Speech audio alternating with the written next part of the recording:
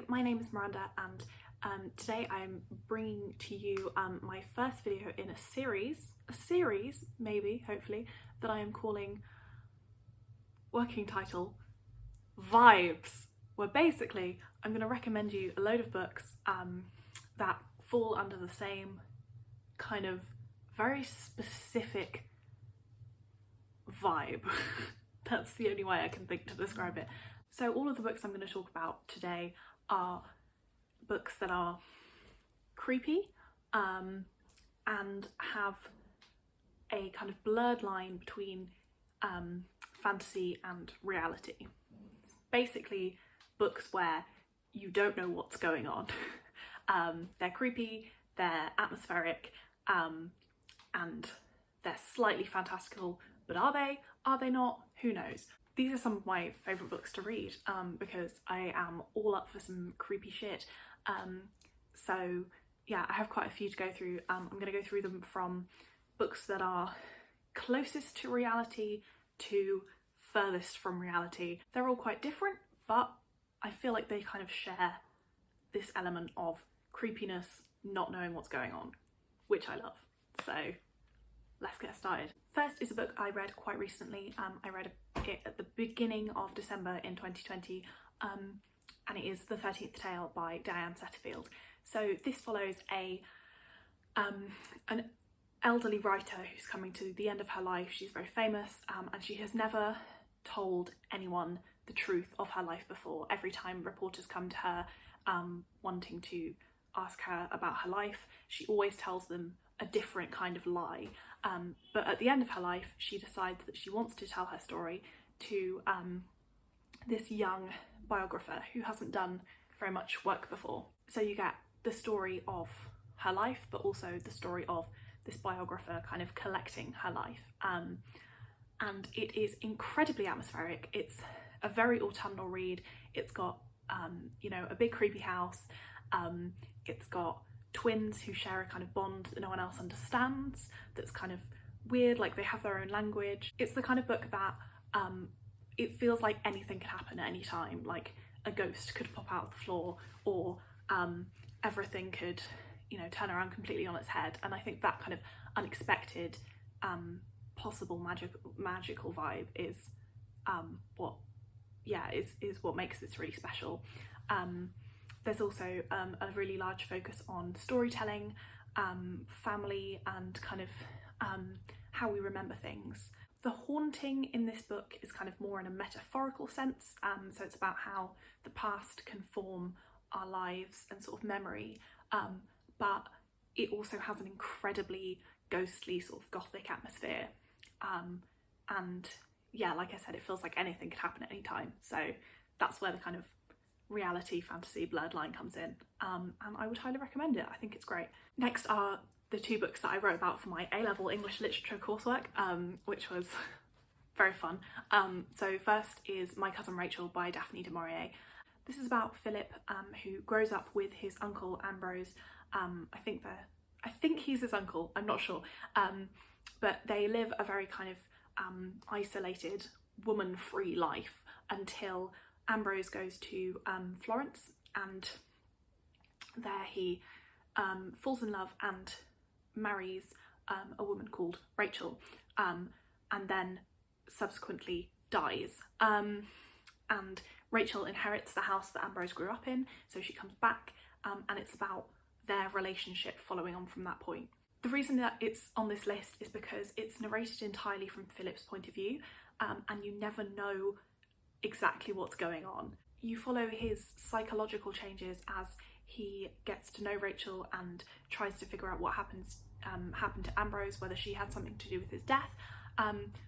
But because he is an incredibly unreliable narrator, the mystery also comes in, like in terms of what's happening to him. Again, very creepy, very atmospheric. I'm gonna say that for all of these, but it's very creepy and very atmospheric. And yeah, the line between fantasy and reality lies more kind of between, well, within the narrator, and it's brilliant. I love it so much. Another very psychological text is The Yellow Wallpaper by Charlotte Perkins Gilman. This is the one that I wrote about in kind of comparison with My Cousin Rachel, and it's on this list for very kind of similar reasons. This is a very short novella with another very unreliable narrator who is a woman at the kind of turn of the 20th century who is undergoing a rest cure, which is basically solitary confinement with nothing to do, which has been prescribed to her by her husband, who is also a doctor. Basically, she develops a kind of fascination, obsession with the wallpaper in the room that she is confined in. And this book is one of the scariest, creepiest things I've ever read. It's brilliant. I don't want to say much more than that because, again, it's very short, but it is fantastic. And again, the line between fantasy and reality is within the unreliable narrator. And just please read it. Please read it. You can find like a PDF online. If I can find it, I'll link it below, but it's fantastic. Next is another classic, another Daphne du Maurier. You've probably read it. It's Rebecca. This is my flatmate's beautiful copy. It's the 80th anniversary edition, I think. Yes, it says 80th anniversary edition.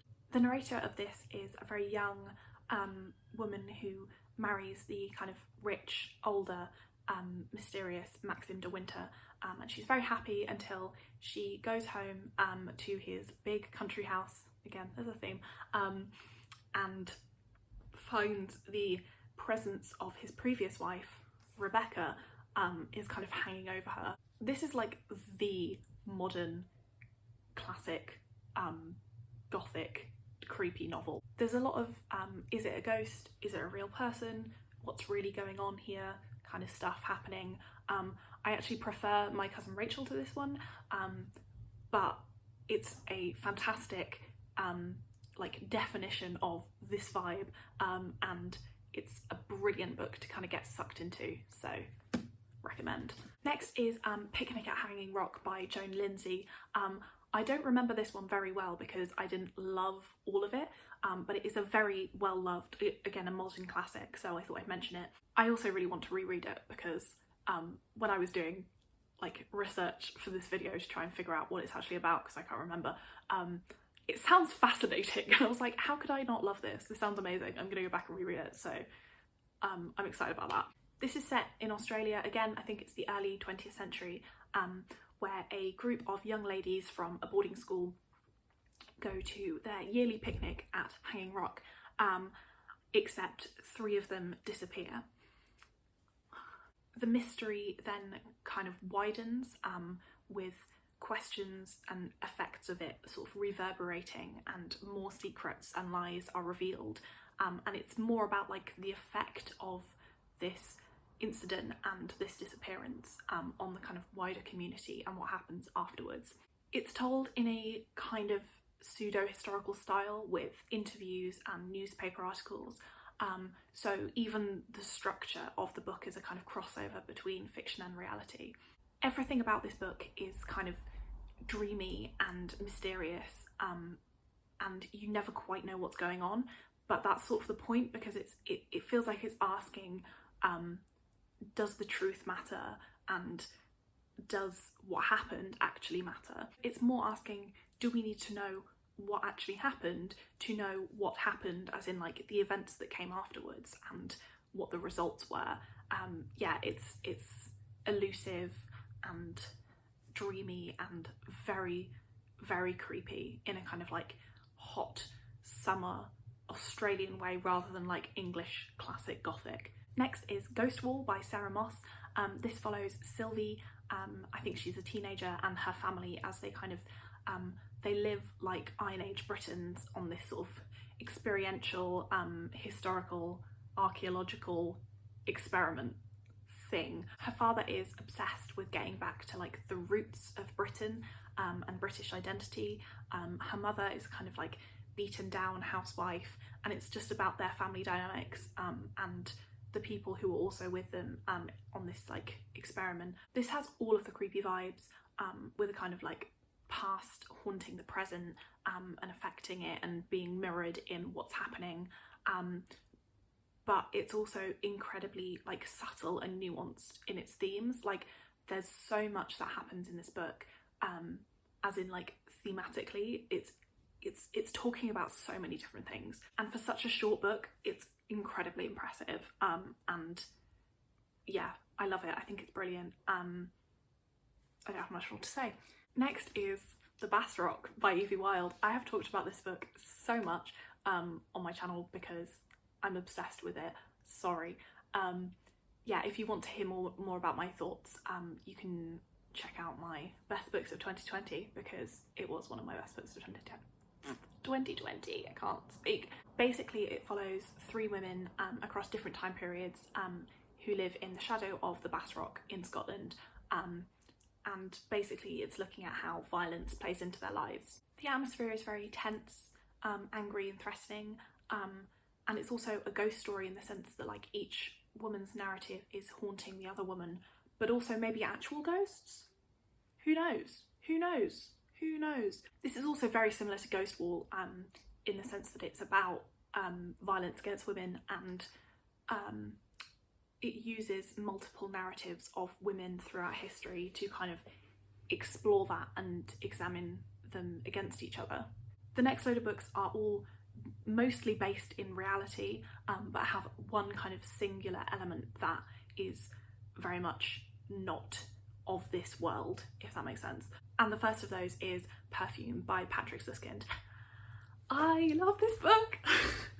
This is an incredibly dark, incredibly creepy historical novel set in 18th century France, I want to say, about a man who has an incredibly strong sense of smell, and like unnaturally so, and it basically follows his life from beginning to end, I think, and his kind of obsession with certain smells and creating certain smells, which then becomes an obsession with creating certain people's scents, and that's where it gets pretty dark. The writing is utterly exceptional, like it's gorgeous, and it kind of feels like a really long fairy tale, which I love. It's bizarre and weird and beautiful. It's brilliant. Next is another historical novel, The Mermaid and Mrs Hancock by Imogen Hermes Gowar. This is set in 18th century England, in London, which is one of my favourite historical settings. I love historical books set in London. Basically it follows a merchant who is visited by one of his sailors in the middle of the night, and he tells him that he has sold one of the merchant's ships for what he calls a mermaid. And from there the merchant gets kind of sucked into this world of courtesans and like glamour and sort of high society, but it all has a very bitter edge to it. This has an incredible historical atmosphere, like it feels so vivid and real, and I love the central mystery of you know, what is this mermaid? Is it real? Is it a magical being? Is it kind of having some sort of effect on the people around it? Also the characters are brilliant and so realistic. It's definitely one of my favourite historical fiction books. I love it. Next is The Binding by Bridget Collins. This is another one that I've talked about in a couple of videos recently. It is kind of historical in the sense that it has a very historical vibe. It takes place some point in the past, but it's also not specified what point that is. Also it takes place in a world where books are created by binding someone's memory to a book. That's not a very good explanation of it. Basically, people can pay to have their memories taken away, certain memories, and removed and put into a book. And we follow a young man who goes to be an apprentice to a bookbinder. Again, I don't want to tell you much more than that, because kind of discovering where this book goes is so joyous. I love this book.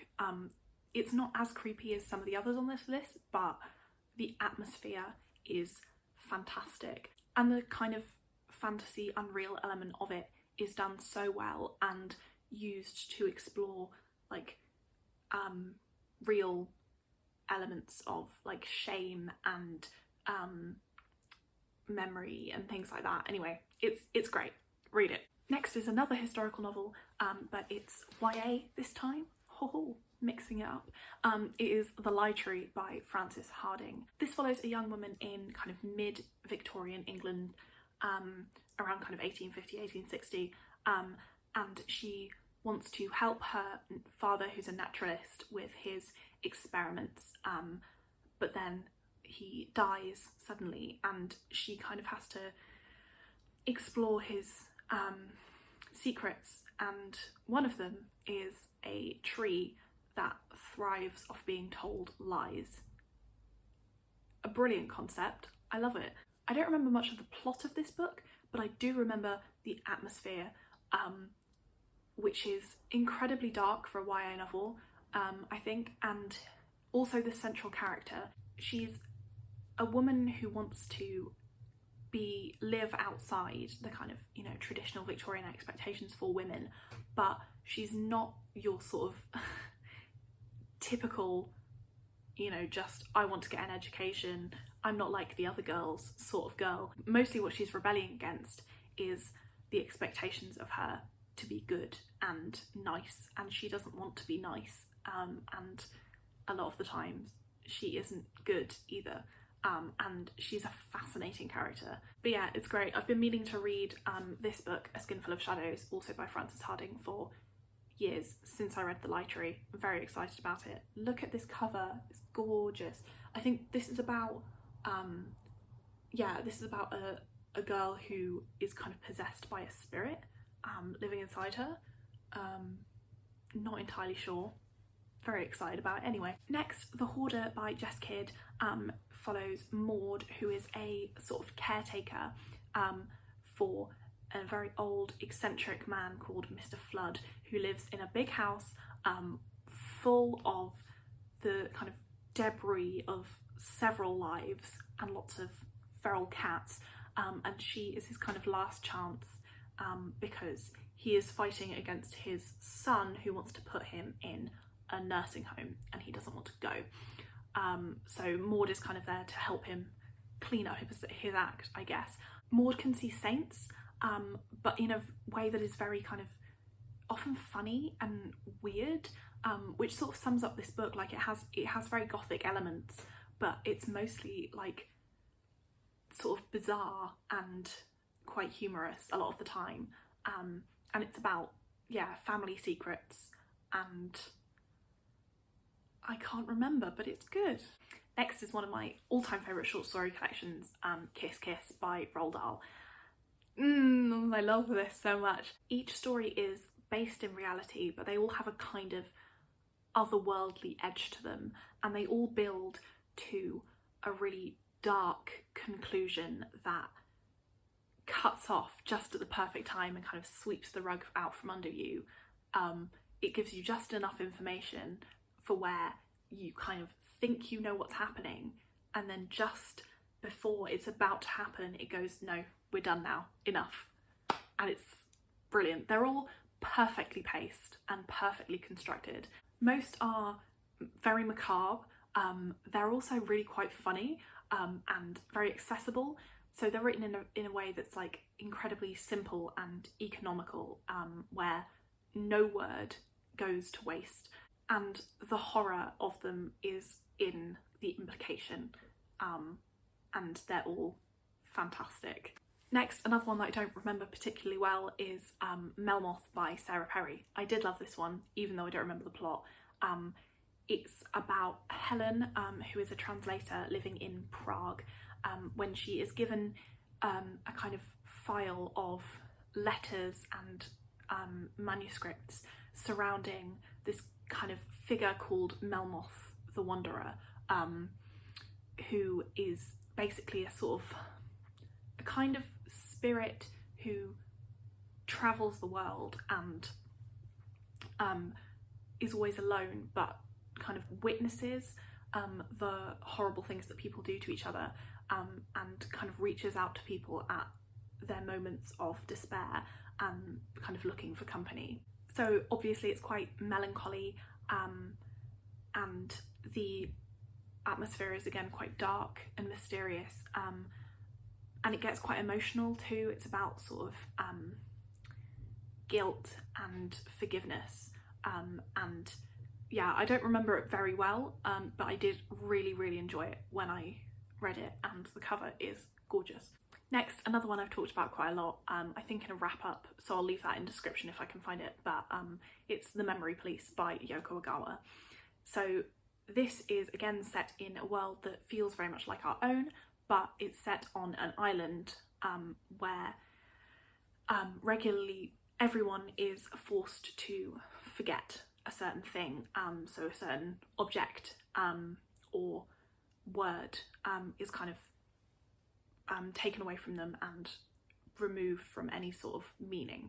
Also, there are people who don't forget, and if they are found, then they are disappeared by the memory police. This book has a very kind of unreal, dreamlike quality to it, where everything feels sort of slightly watery or translucent, like everything is going to slip away from you, and that is really well done, how that kind of writing style evokes what's happening to the characters.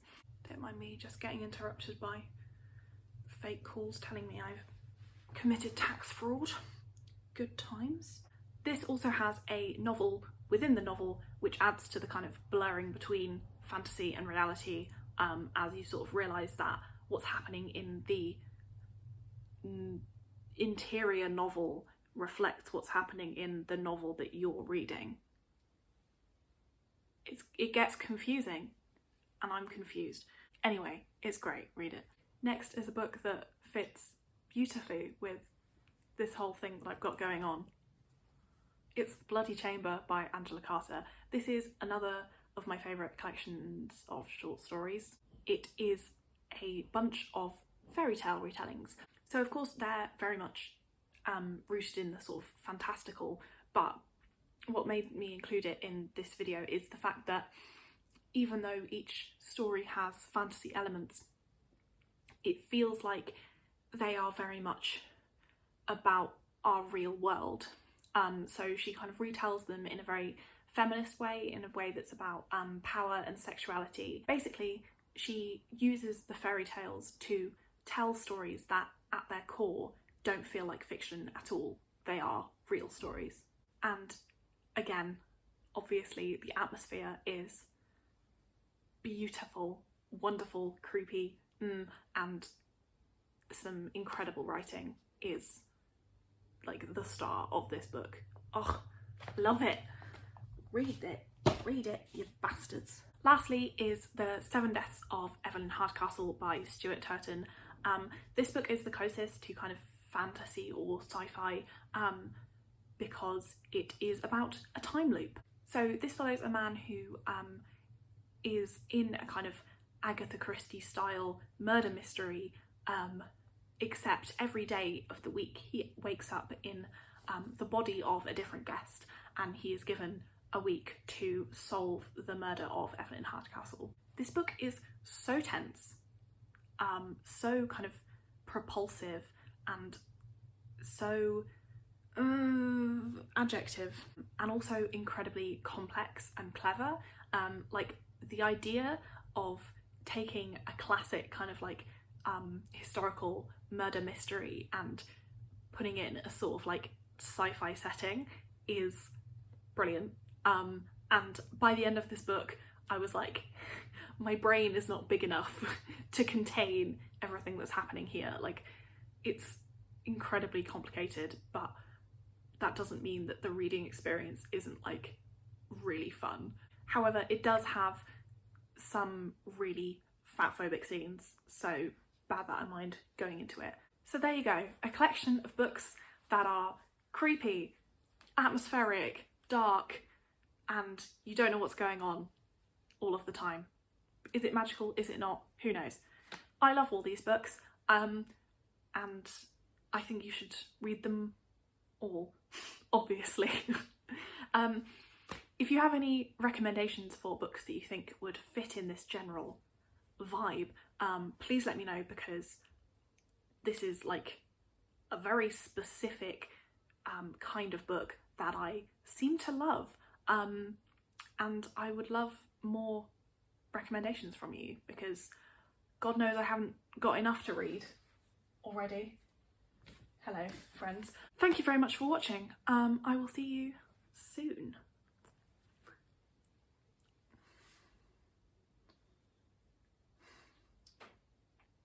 Don't know why I just dabbed, but that's where we are right now.